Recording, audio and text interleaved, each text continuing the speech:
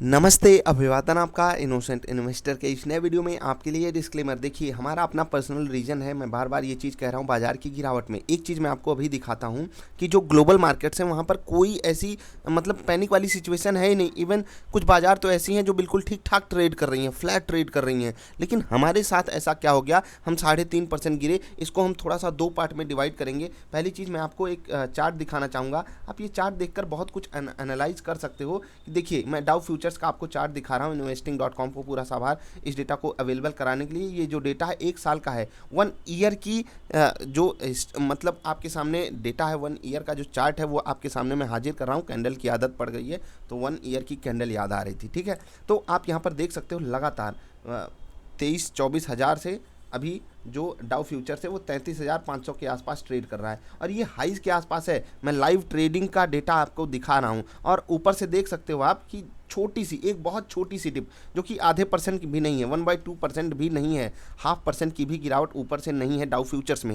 यानी कि अमेरिका की बाजार में कोई तकलीफ है नहीं। अगर आप एशिया की बाजार को देखोगे तो वहाँ पर भी कुछ ऐसी पैनिक सिचुएशन है नहीं, छोटी मोटी गिरावट है, 1%, 0.25%, 1.25%। ये गिरावट तो बहुत आम बात है, नॉर्मल डेज में भी आती रहती है। और आज की गिरावट में सबसे बड़ी तकलीफ ये है हमारे लिए। मैं आपको 1 मिनट इंडेक्स दिखा देता हूँ, शायद आप वो निफ्टी एनालिसिस वाली वीडियो नहीं देखते हो। तो यहाँ पर आप देखिए, निफ्टी मिड कैप जैसा इंडेक्स जिसमें बहुत अच्छे अच्छे क्वालिटी स्टॉक्स हैं। आप इसमें जाकर स्टॉक्स की लिस्ट ढूंढिएगा, मुझे निफ्टी 50 से बेहतरीन स्टॉक्स इसमें मिलते हैं। मतलब कुछ स्टॉक्स तो निफ्टी 50 से बेहतरीन है इसमें। और उसके बाद ये इंडेक्स पूरा 7% गिरा है। 7% इंडेक्स गिरने का मतलब बहुत बड़ी खतरनाक सिचुएशन। निफ्टी क्यों नहीं गिरी, इसको मैंने एनालिसिस में दिया हुआ है कि ढेर सारे जो इंडेक्स थे उन्होंने बाजार को बचाने की कोशिश की। कुछ स्टॉक्स पॉजिटिव भी थे निफ्टी में जो कि बाजार को संभाल रहे थे। अब ये इंडेक्स 7% गिर जाना और यहाँ पर जो डाउ फ्यूचर्स वगैरह समझा रहे हैं हमको कि बिल्कुल फ्लैट सा ट्रेड हो रहा है, कोई दिक्कत है नहीं। तो मतलब हमारे सामने पहला पार्ट ये है कि ग्लोबल मार्केट से हमारे लिए कोई नेगेटिव चीज़ है नहीं। मतलब ग्लोबल मार्केट्स हमको कोई तकलीफ नहीं दे रही हैं। हमारा अपना पर्सनल रीजन क्या है, कोविड केसेस। अब कोविड का ग्राफ अगर मैं आपको दिखाऊंगा तो आप दंग रह जाओगे। वो ग्राफ दिखाने से पहले मैं एक चीज़ आपको बताना चाहता हूँ कि जो सरकार पे लोगों का भरोसा है वो थोड़ा सा नेगेटिव साइड जा रहा है, इसलिए इतना बड़ा पैनिक आया। अगर आप आज FIIs DIIs का डेटा देखकर समझना चाहोगे तो FIIs की तरफ से एक बड़ी सेलिंग की गई। इसी कारण फर्स्ट हाफ में तो बहुत बड़ी गिरावट आ गई। उसके बाद हम सस्टेन नहीं कर पाए क्योंकि DIIs ने हमको सपोर्ट नहीं दिया और ना ही FIIs ने कोई पॉजिटिव पोजीशन बनाने की हिम्मत दिखाई। क्यों, अब बॉन्ड डील्स वगैरह थोड़ा सा केस पुराना हो गया है, लेकिन ऐसा तो है नहीं कि वहाँ पर हमको कोई बहुत बड़ी छूट मिल गई या फिर हमारे लिए कोई गुंजाइश बन रही है वहाँ पर कि बॉन्ड डील्स के कारण अब हम थोड़ा सा पॉजिटिव अपने आप को महसूस कर सकते हैं। कुछ ऐसा है नहीं। तो हाँ, जो सिचुएशन है वो क्या अभी हमारे अंडर कंट्रोल में है, नहीं है। FII जो चाह रहे हैं वही करके दिखा रहे हैं। अब सोचिए कि उनको ग्लोबल मार्केट में कोई तकलीफ नहीं है, इंडिया की मार्केट में है तकलीफ। इस बीच हमको सिचुएशन कैसे हैंडल करनी है, मैं कोविड का ग्राफ आपको दिखाऊंगा। देखो, ग्लोबल मार्केट्स नेगेटिव है नहीं। अब ये मान लेते हैं कि आगे चल के नेगेटिव हो जाती हैं तो हमारा सेंटिमेंट और बुरी तरीके से बिगड़ सकता है। अब आपको भरोसा करना है अपनी स्ट्रैटेजी पर, जो मैं आपको पिछले 6 महीने से लगातार बोलता हुआ आ रहा हूँ। उस पर आपको फोकस करना है क्योंकि हर बार की गिरावट में मैं पूरे कॉन्फिडेंस के साथ आपके सामने आकर कहता था खरीदो खरीदो खरीदो। इस बार वो कॉन्फिडेंस नहीं आ पा रहा है। और ये ऐसा नहीं है कि ये गट फीलिंग आ रही है कि कॉन्फिडेंस नहीं आ पा रहा है, ये डेटा जो बनकर आ रहा है ना स्टॉक स्पेसिफिक, उस कारण जो है ये फीलिंग नहीं आ पा रही है। और अगर आपको याद हो टेलीग्राम पे मैंने आपको इसीलिए ये बात अपडेट करी थी कि फिर मत कहना कुछ कर ना सके। क्यों, क्योंकि मैंने आपको बोला था अगर आप 1 साल के लिए नहीं होल्ड कर सकते तो आप एक इन्वेस्टर हो ही नहीं। और इन्वेस्टर नहीं हो तो आप ट्रेडर हो। ट्रेडर हमेशा स्टॉप लॉस पे एग्जिट करता है या फिर वो नेगेटिव साइड का भी ट्रेड ले लेता है अगर उसको मिल जाता है तो इन सब सिचुएशन पे आप अपना कंट्रोल बनाकर रखिएगा। जो ग्लोबल मार्केट्स हैं वहाँ से हमको पूरा साथ मिल रहा है तो कल बाजार क्या बाउंस बैक कर सकती है। देखो, फिर से वही बता रहा हूँ कि हमारा अपना रीज़न ही इतना बड़ा हो गया है, वो सब पे हावी है। हम जब हमारे यहाँ टैक्स अनाउंस हुआ था, टैक्स में जब डिटेल्स हमारे सामने आई थी, उसके बाद देखिए हम कितना बड़ा जंप लिए थे बाजार में। और उस जंप को देखकर एशियन मार्केट्स या इवन ग्लोबल मार्केट्स में भी बहुत पॉजिटिव सिग्नल गया था।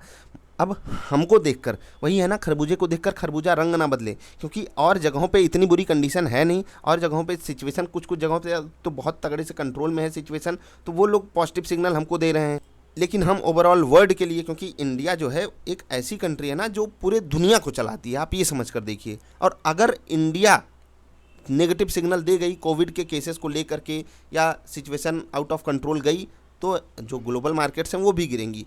मतलब क्या है कि जो ग्लोबल मार्केट्स की पॉजिटिविटी है वो हमको सपोर्ट करे ना करे, लेकिन अगर हमारे यहाँ डेटा ऐसे ही नेगेटिव बनकर आता रहा तो हम ग्लोबल मार्केट्स को कमज़ोर ज़रूर कर देंगे। और इसी बेस पे भी आप ये कह सकते हो कि जो अंदर से फीलिंग आती है ना, क्योंकि इससे पहले की 3 की जो गिरावट आई थी लगभग इसी टाइप की 3% के आसपास की, 3 साढ़े 3, वहाँ पर मैं आपको पूरे कॉन्फिडेंस के साथ बोल रहा था खरीद लो। यहाँ पर कॉन्फिडेंस नहीं आ पा रहा है। मैं गलत हो जाऊँ, मैं भी चाहता हूँ मैं गलत हो जाऊँ, क्योंकि हमारा भाई पोर्टफोलियो लगा होता है, आपको पता ही है कि लॉन्ग टर्म इन्वेस्टमेंट सेल नहीं किए जाते हैं, वो सिर्फ एक्यूमुलेट किए जाते हैं जैसे ही आपको वहाँ पर अपॉर्चुनिटी मिलती है। तो अब हम जरा सा आपको कोविड का ग्राफ दिखाना चाहेंगे, और इसलिए आपको भी वही वार्निंग मैं बार बार देना चाहूँगा जो बार बार मैं देता हुआ आ रहा हूँ कि कम से कम कुछ नहीं तो पैसे को नहीं सुरक्षित रख पाओ वो एक बार के लिए चलेगा, लेकिन खुद को ज़रूर सुरक्षित रखिएगा। अब नए कोविड केसेस, ये डराने वाला नंबर है। 2.25 लाख नंबर एक दिन में, ये खतरनाक सिचुएशन है, क्योंकि हम जो पिछला पीक बनाए थे वहाँ से ये सिचुएशन देख रहे हैं कहाँ पर पहुँच गई है। और कुछ स्टेट्स तो बिल्कुल कंट्रोल नहीं कर पा रहे हैं, और वो स्टेट्स बहुत ज़रूरी हैं इंडिया जैसी कंट्री के लिए कि वहाँ पर स्टेबिलिटी आए, क्योंकि वो एग्जाम्पल सेट करते हैं अन्य स्टेट्स के लिए। अब ये भी जो है वो हमारे फेवर में है नहीं, तो करना क्या है मैं उस पर आऊँगा। उससे पहले फिर से बोलूँगा, सेफ्टी प्रिकॉशन अपने साथ रखिए, बाहर निकलिए हिम्मत अगर नहीं ज़रूरी है तो। अगर वर्क फ्रॉम होम आप ले सकते हो अपने ऑफिस का काम तो वो भी रिक्वेस्ट डाल दीजिए, हो सकता है आपको मिल जाए, क्योंकि ये बहुत ज़रूरी है। कम से कम खुद को सेफ़ रखिए, अपनी फैमिली मेम्बर्स को सेफ़ रखिए, वो ज़्यादा ज़रूरी चीज़ है। अब पैसे की सेफ्टी की बात मैं यहाँ पर करूँगा, मैं फिर से वही बात करूँगा। इन्वेस्टमेंट के लिए मैं फिर से बोल रहा हूँ, ये चीज़ आप लिख कर ले लीजिए। कुछ स्टॉक्स ऐसे हैं जो यहाँ से 10% भी नीचे नहीं जाएंगे, वो रिवर्स करेंगे।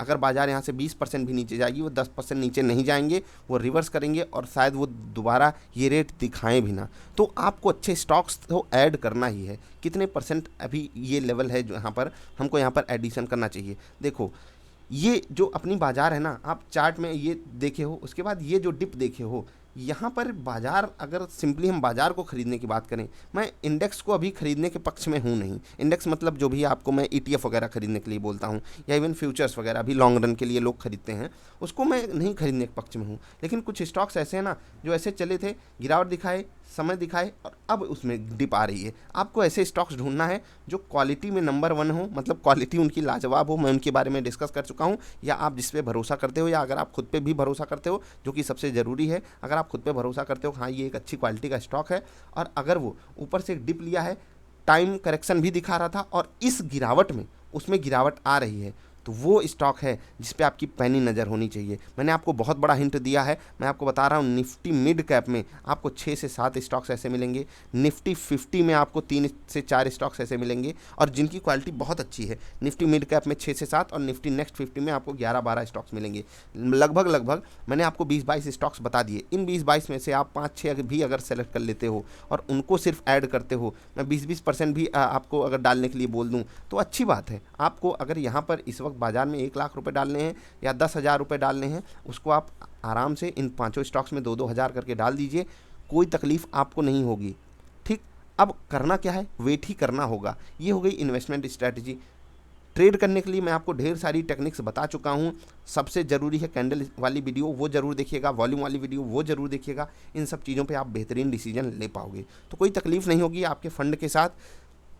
रियल सिचुएशन क्या बनकर आती है वो हमको ही हैंडल करना है। कैसे हैंडल करना है याद रखिएगा, FII DII क्या एक्शन लेंगे, ये टीवी वाले हम कोई नहीं बता सकता आपको। कोई बड़े से बड़ा एक्सपर्ट आपको नहीं एक्सप्लेन कर सकता कि अब FII और DII का क्या स्टैंड रहेगा। कोई बता ही नहीं सकता था कि जो मार्च में लोज बने थे, मार्च वाले लोज की मैं बात कर रहा हूँ, जो पिछले मार्च में बने थे, उसके बाद FII इतने बड़े रूप में खरीदारी करने आ जाएंगे, कोई कभी सोचा भी नहीं था। इवन मैं एक बार के लिए जितना सोचा था उससे 3-4 गुना ज़्यादा खरीदारी FII कर रहे हैं। और ये सोच पता है कैसे डेवलप होती है, ये हम आप एक अनुमान ही लगा सकते हैं, और उस अनुमान में जब इतनी बड़ी चीज़ें डेवलपमेंट के रूप में आ जाए हमारे सामने, तो हमको पता चल जाता है कि हम कितने छोटे लोग हैं इस बाज़ार में। या कोई भी हो, कोई बड़े से बड़ा एक्सपर्ट हो, सामने जो बंदा बैठा है हज़ारों करोड़ लेकर बैठा है, और वो क्या कर जाएगा, उसके दिमाग की चीज़ क्या है हम नहीं पढ़ सकते। तो हमको क्या करना है, स्ट्रैटेजीज बनानी है, उस पर हमको फोकस करना है। क्या वो स्ट्रैटेजीज पिछले समय में काम की हैं या नहीं, इस पर एक वीडियो भी आएगी।